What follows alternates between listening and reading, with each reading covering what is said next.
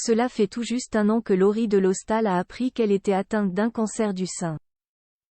Pour ce triste anniversaire, la journaliste a choisi de donner plus de détails sur cette journée qui restera gravée à jamais dans sa mémoire. La suite après la publicité, c'est forcément un jour que l'on n'oublie pas dans une vie. Le 19 octobre 2022, Laurie de Lostal s'est rendue chez son médecin pour ce qu'elle pensait être un contrôle de routine. Malheureusement, la journaliste sportive en est ressortie avec une terrible nouvelle. Après examen, il s'est avéré que la jolie blonde de 43 ans était atteinte d'un cancer au niveau du sein. Quelques semaines plus tard, elle en faisait l'annonce sur son compte Instagram. Il y a un mois tout juste, on m'a dit « Vous avez un cancer », dévoilait-elle à l'époque.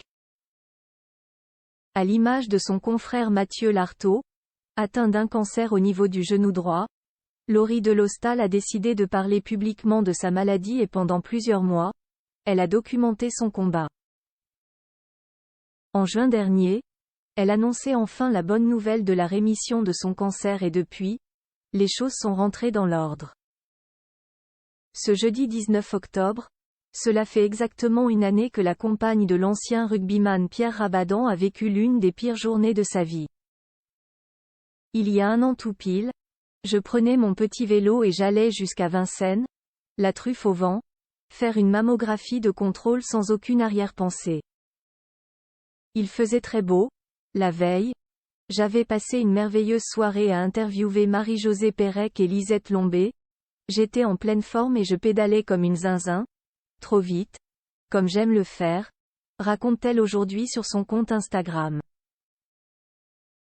Pour accompagner son message, Laurie de Lostal dévoile une photo d'elle, un an plus tard, de nouveau sur son vélo. Une belle façon de montrer pour la mère de la petite Anne-Rose qu'elle a survécu à son cancer et qu'elle peut reprendre cette activité qu'elle aime tant. J'avais rencontré 2 ans plus tôt ce radiologue pour un autre examen et il m'avait dit de venir tous les 2 ans à peu près. J'étais jeune, sans antécédents, mais bon. Pourquoi j'ai pris ce rendez-vous alors que je n'avais pas de symptômes? Grâce à lui, grâce à mon instinct peut-être, poursuit-elle son récit. Il n'y a pas trop d'explications à toute cette histoire de cancer, mais 6 mois plus tard au maximum, ça aurait été trop tard.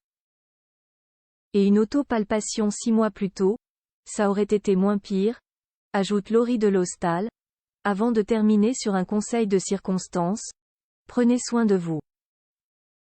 Et du reste aussi. La suite après la publicité.